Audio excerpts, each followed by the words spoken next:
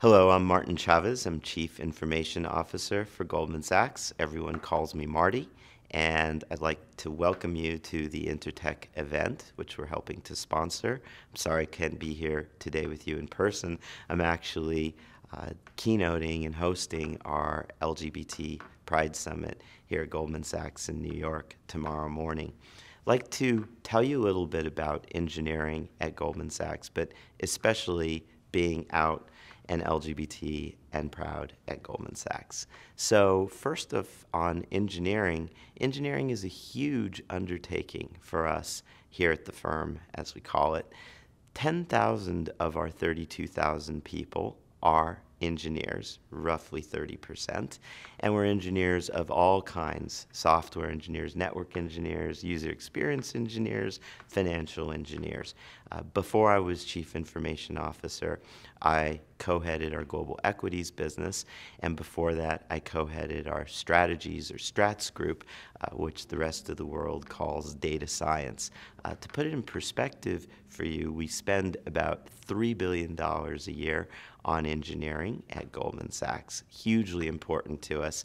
And while we are at our core a financial services company, we are also definitively a software company. We developed our own programming language, a precursor of Java, that we use everywhere to do all of our risk calculations.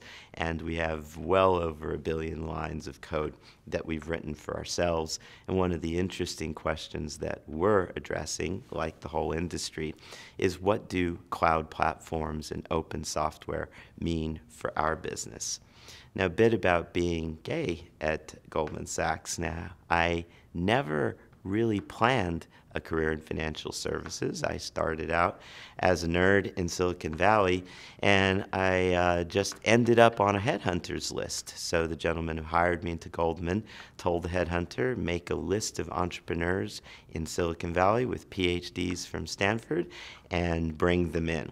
I was part of that effort. I've had an amazing career solving complicated problems for our clients who are corporations and governments, and using my particular skill set to do that. I'd like to share with you an anecdote about Goldman and specifically our CEO, Lloyd Blankfein. A year ago, as you know, the Defense of Marriage Act was ruled unconstitutional here in the U.S. by the Supreme Court. That just didn't happen.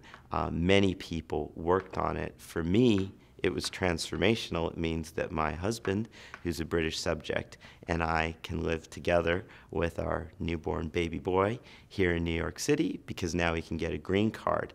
Lloyd, our CEO, was the first American CEO to go on record asking the Supreme Court to strike down the Defense of Marriage Act and filing a brief with the Supreme Court.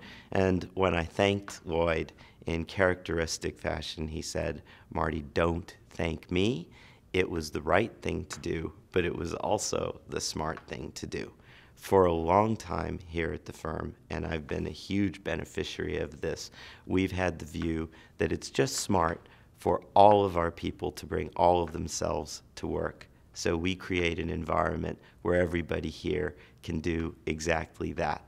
I always say to our gay people, many of whom end up on my calendar for mentoring or sponsorship, one of my favorite activities at the firm, that while you might be worried about the bad things that would happen to you, hypothetically in your own mind, were you to come out, you're missing all the wonderful things that won't happen to you while you're busy being a closet case. So being out at the firm has been the smartest, best decision ever. I'm glad I built my career here. I welcome you all to this event and hope you get to ask lots of questions about engineering and being LGBT at Goldman Sachs. Thanks.